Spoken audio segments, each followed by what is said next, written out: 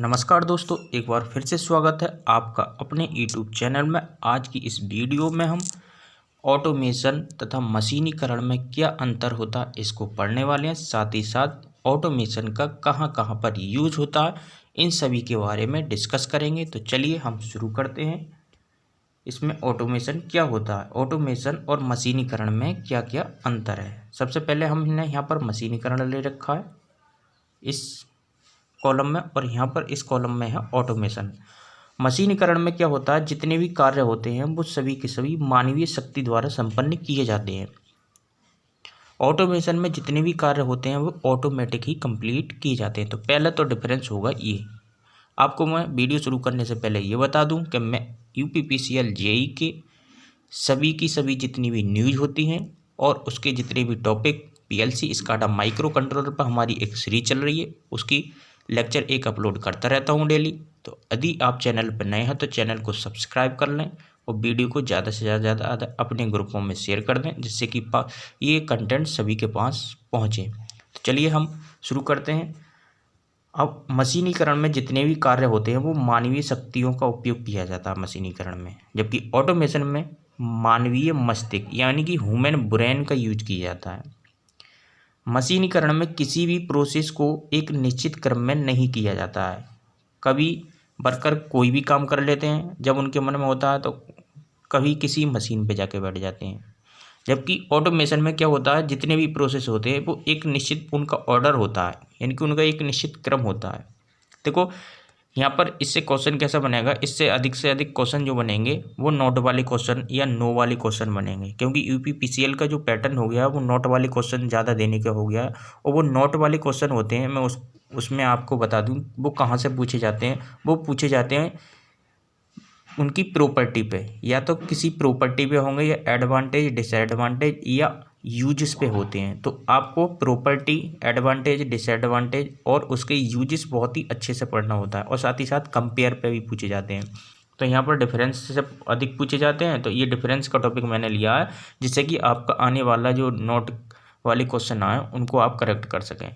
अब मशीनीकरण के बारे में और पढ़ लेते हैं। नेक्स्ट अंतर क्या होता है दोस्तों, कि ये जो होता है बहुत ही पुराना पैटर्न है मशीनीकरण, जबकि ऑटोमेशन जो होता है ये बिल्कुल नया पैटर्न है, बहुत ही न्यूली पैटर्न है। ठीक है। अब मशीनीकरण में क्या होता है दोस्तों, इसमें नेटवर्क सिस्टम की आवश्यकता कम रहती है मशीनीकरण में, जबकि ऑटोमेशन में नेटवर्क सिस्टम की आवश्यकता अधिक होती है। अब मशीनीकरण में अत्यधिक टाइम खर्च होता है, टाइम वेस्टिंग ज़्यादा आई है, जबकि ऑटोमेशन में टाइम बिल्कुल ही बहुत कम लगता है। नेक्स्ट अपना डिफरेंस पढ़ लेते हैं। नेक्स्ट डिफरेंस क्या है कि मशीनीकरण में किसी भी प्रोसेस को एक निश्चित समय में संपन्न किया जाता है। निश्चित समय में जो हमारा अधिक समय खर्च, ये पढ़ लिए थे हम। अगला डिफरेंस पढ़ते हैं दोस्तों। इसमें जो प्रोसेस होता है, कोई भी प्रोसेस, उसको एक निश्चित समय में संपन्न नहीं किया जा सकता। इसमें जो प्रोसेस है उसका कंप्लीट होने का जो टाइम है वो निश्चित नहीं है, जबकि ऑटोमेशन में किसी भी प्रोसेस को एक निश्चित टाइम में समाप्त किया जाता है। मशीनीकरण में अधिक ऑपरेटरों की आवश्यकता होती है दोस्तों, और ऑटोमेशन में दोस्तों कम ऑपरेटरों की आवश्यकता यहाँ पर होती है। तो ये यहाँ पर बहुत ही मेजर डिफरेंस है, इनको हमने पढ़ लिया। और साथ ही आप पढ़ते हैं अपना अगला जो डिफरेंस है वो है कि जो मशीनीकरण होता है उसमें गलतियों की संभावना क्या होती है दोस्तों, अधिक होती है। जो मशीनीकरण होता है उसमें गलतियों की संभावना क्या होती है, अधिक होती है। देखो यहाँ पर ये लिख रखा है कि इस मशीनीकरण में गलतियाँ होने की संभावना अधिक होती है, जबकि ऑटोमेशन में गलतियों की तो संभावना होने बहुत ही कम है, बहुत ही कम गलती होती है, यानी कि फेलियर को समाप्ति करता है ऑटोमेशन। ये इसकी एक गुण है, एडवांटेज है। जबकि फेल्यूर होने पर निश्चित पार्ट प्रभावित होता है। मशीनीकरण में अगर कहीं पर कोई भी पार्ट फेल हो जाता है तो उसका एक निश्चित पार्ट प्रभावित होता है। ठीक है। जबकि अगर ऑटोमेशन फेलर हो जाए, कोई भी पार्ट फेलुअर होने पर सिस्टम को पूरा कंप्लीट सिस्टम क्या हो जाता है, फेल हो जाता है। अगर कोई भी पार्ट यहाँ पर ऑटोमेशन में डिफेक्ट आता है तो वो पूरा ही पार्ट क्या हो जाएगा, प्रोसेस, पूरा ही सिस्टम क्या हो जाएगा, इफेक्टेड हो जाएगा। अब नेक्स्ट पढ़ लेते हैं। ये तो थे हमारे कंपेयर स्टडी थी मशीनीकरण और किसकी, ऑटोमेशन की। अब चलते हैं हम ऑटोमेशन के अनुप्रयोग की तरफ, यूज एप्लीकेशन ऑफ ऑटोमेशन। देखो ऑटोमेशन के कहाँ कहाँ पर एप्लीकेशंस हैं, कहाँ कहाँ पर इसके अनुप्रयोग हैं, उन सभी को हम यहाँ पर डिस्कस करेंगे। इससे एक क्वेश्चन यहाँ पर आपको बन जाता है, तो आप इसको भी रीड करके जाइए। अधिकतर जो नोट वाले क्वेश्चन मैंने बता ही दिया है आपको, कहाँ से एडवांटेज, डिसएडवांटेज, यूजेस और प्रॉपर्टी से बनते हैं। तो आपको ये यहाँ से देखकर जरूर जाना है। जिस किसी भी टॉपिक को पढ़ें आप उसके एडवांटेज, डिसएडवांटेज और प्रॉपर्टी, यूजेस कहाँ पर होते हैं, इन सभी को आप पढ़ के जाएंगे, तभी आपका पेपर अच्छा होगा। पहला एप्लीकेशंस है, प्रोसेस इंडस्ट्री में विभिन्न पैरामीटर जैसे टेम्परेचर, प्रेशर, लेवल, फ्लो आदि को ऑटोमेटिक सिस्टम से मॉनिटर तथा कंट्रोल किया जाता है। इसकी सहायता से बोतल, बैग, कार्टून, ड्रम फिलिंग आदि ऑपरेशन एक निश्चित सीक्वेंस से कंट्रोल किए जाते हैं।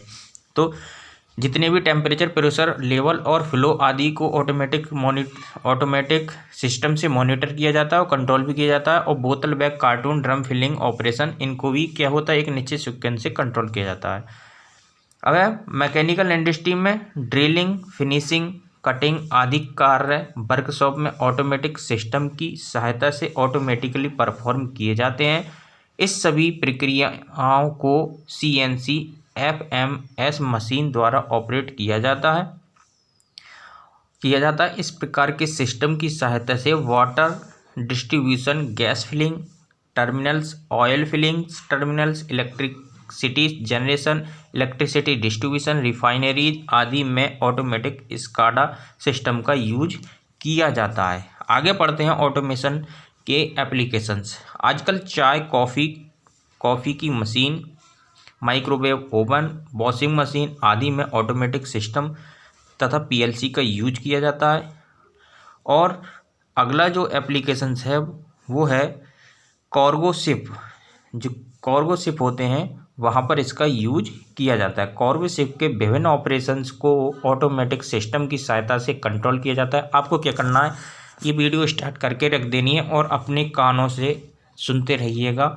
बिल्कुल, चाहे आप चाय पी रहे हों, खाना बना रहे हों, कुछ भी कर रहे हों, आप अपने बिल्कुल इसको सुनते रहिएगा और बिल्कुल आपको याद हो जाएगा। ठीक है। अगला है यहाँ पर chemical reactor, boiler, heat exchanger, dryer, crystallizer जैसी विभिन्न प्रक्रियाओं को ऑटोमेटिक सिस्टम की सहायता से मॉनिटर तथा कंट्रोल किया जाता है। अब देखा जाए तो ऑटोमेशन सिस्टम का यूज हर जगह है, हर किसी एरिया में ऑटोमेशन सिस्टम का यूज है। ऐसा कोई भी एरिया नहीं है बचा हुआ जहां पर ऑटोमेशन का यूज ना किया जा रहा हो। अब अगला पढ़ लेते हैं। ऑटोमेशन सिस्टम का उपयोग कृषि यंत्रों, केमिकल डिवाइसों, पेट्रोलियम, सीमेंट इंडस्ट्री आदि में किया जाता है। इन सभी सिस्टमों को DCS सिस्टम का उपयोग किया जाता है। Automobile industry, mechanical industry, space vehicle में ऑटोमेटिक रोबोटिक सिस्टम का उपयोग किया जाता है। नेक्स्ट इसका यूज हो जाता है एप्लीकेशन। ऑटोमेटिक सिस्टम का उपयोग इलेक्ट्रॉनिक खिलौने, freezer, water purifier system, modelling तथा सिमुलेशन आदि सिस्टम में किया जाता है। तो इस प्रकार ये यहाँ पर इसके एप्लीकेशंस हो गए, तो इनको आप रीड करके जाइए। आगे हम पढ़ लेते हैं यूटिलिटी ऑफ और ऑटोमेशन की यूटिलिटी है। ऑटोमेशन सिस्टम की उपयोगिता पावर सिस्टम के विभिन्न ऑपरेशंस जैसे ट्रांसमिशन, डिस्ट्रीब्यूशन, जनरेशन आदि पर निर्भर करती है। इसकी जो यूटिलिटी है, कहाँ कहाँ पर यूज किया जाएगा, वो ट्रांसमिशन, डिस्ट्रीब्यूशन और जनरेशन इन पर डिपेंड करती है। नेक्स्ट हमारा यूटिलिटी है दोस्तों, ऑटोमेशन की उपयोगिता प्रोसेस लॉजिक पर निर्भर करती है। तो यहाँ पर इसकी यूटिलिटी किस पर डिपेंड कर रही थी, ट्रांसमिशन, डिस्ट्रीब्यूशन और जनरेशन, साथ ही साथ किस पे, प्रोसेस लॉजिक पर भी निर्भर करती है इसकी यूटिलिटी। नेक्स्ट यूटिलिटी क्या है दोस्तों, इससे प्लांट की दक्षता तथा प्रोडक्टिविटी को बढ़ाया जाता है। इनकी प्लांट की प्रोडक्टिविटी और दक्षता आपको बढ़ानी है तो हम ऑटोमेशन का यूज कर सकते हैं। ठीक है।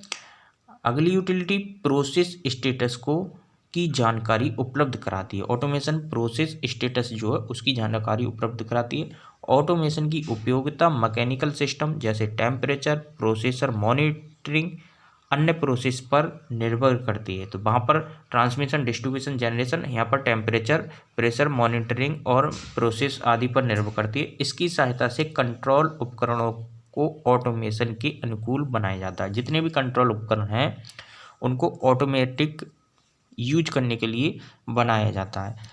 स्काडा सिस्टम के विभिन्न ऑपरेशनों में ऑटोमेशन की उपयोगिता के विभिन्न प्रोसेस को संपन्न किया जाता है। तो ये थी मशीनीकरण और ऑटोमेशन में डिफरेंस, साथ ही साथ ऑटोमेशन की यूटिलिटी। आशा करता हूँ आपको वीडियो अच्छी लगी हो। ऐसे ही अमेजिंग लेक्चर पाने के लिए चैनल पे यदि नहीं है तो चैनल को सब्सक्राइब कर दें और वीडियो को ज़्यादा से ज़्यादा शेयर कर दें। चलिए मिलते हैं अपनी नेक्स्ट वीडियो में, तब तक के लिए जय हिंद, नमस्कार।